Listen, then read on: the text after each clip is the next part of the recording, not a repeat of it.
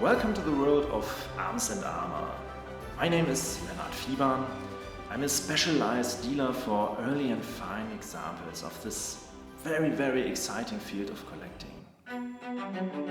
Today I would like to present two pole arms to you, so-called Partisans, that were made for the lifeguard of Duke August Wilhelm of Brunswick and Luneburg in Wolfenbüttel. These pole arms are dated to the year 1718. Let's have a closer look. You immediately recognize that these objects were made to impress. The head of this partisan is very richly decorated with a technique called etching. This leaves recessions in the metal surface, which are in turn highlighted by fire gilding and blackening in the present case.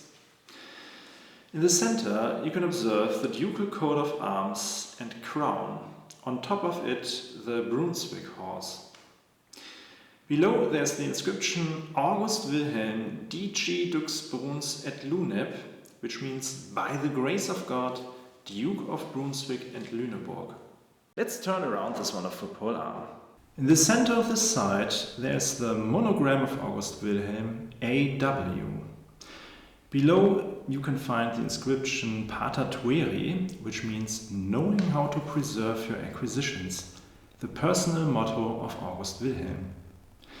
The head of this partisan is shaped like a stylized acanthus leaf in a very elegant manner, with flukes swinging out to the sides.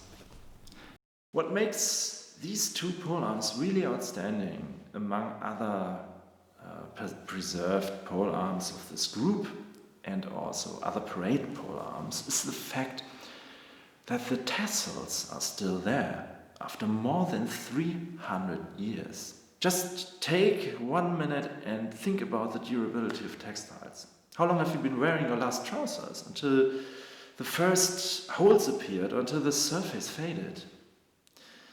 And bear in mind how many wars we had in Germany, with burning cities, all that. And these tassels are still there after 300 years. They were made in 1718. This is really fascinating, and we are in the lucky position of being able to offer you two of these.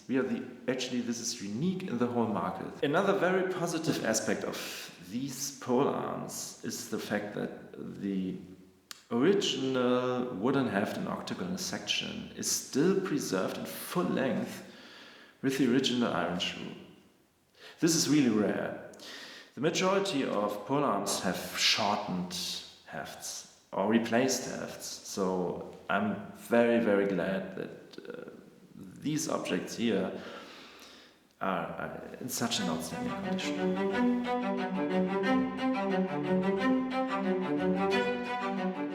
An interesting question. Actually, the present pair of pole arms never served as a weapon. Let's have a closer look at the development of this pole arm. Back in the 15th and 16th centuries, you had the so-called ox-tongue partisan. It had a blade of arm length and cutting edges. You could use it for delivering a blow and for thrusting also. It was very widespread among Italian mercenaries at that time. That's where the term partisan comes from. The Italian word Partizan, which means party supporter. The following decades, soon parrying hooks were molded at the base of this blade to parry the opponent's attack, and the blade also changed a little bit in the course of time. Even back in the 17th century, this arm was still used. This copper engraving shows the assassination of Wallenstein and Eger back in 1634. He was one of the most famous generals of the Habsburg family. But then, in the decades after, this weapon soon disappeared from the battlefield, with the exception of a smaller version of it, the so-called spontoon, which was used as a sign of rank for officers in the field. The other type that was still in action was the parade arm that we can see here.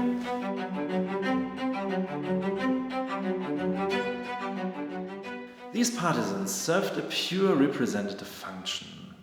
They were made to communicate the status, the wealth, and the power of the ducal family.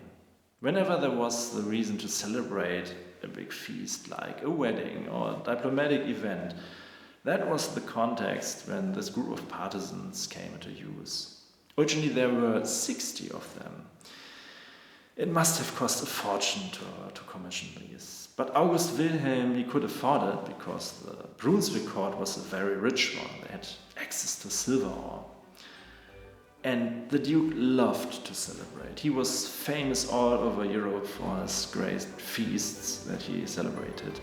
And that's what these partisans are all about. They are about courtly culture in general and dining culture in particular.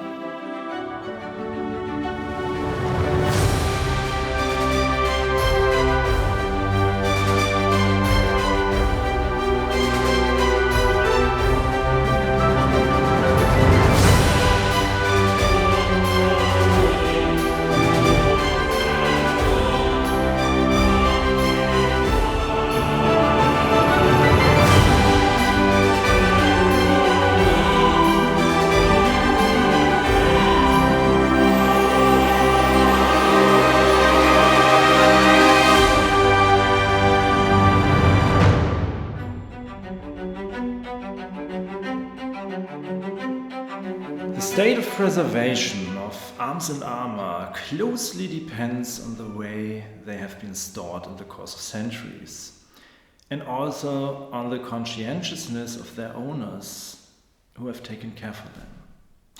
If you just store arms and armor, the condition will get worse and worse and worse, and the object finally be destroyed. You have to take care for them.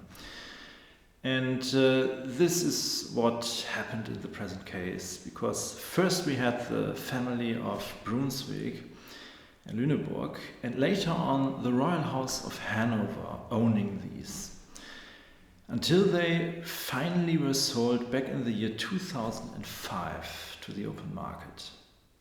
That's the big advantage that we have in the present case, and now it is our responsibility to take care for them in a way that they survive the following centuries.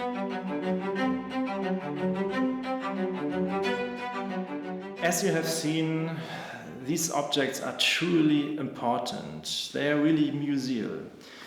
And there are actually several leading houses that show an example of this group of artisans. For example, the Cleveland Museum of Art in the United States, and also the Metropolitan Museum of Art in New York. Both partisans are for sale and available, and you can give me a call or send me an email and we can discuss the mercantile side of this. I'm always happy to welcome visitors here in Bremen. Bremen is not the end of the world, and it would be a pleasure to welcome you here at my premises and show you these partisans and also the rest of my assortment.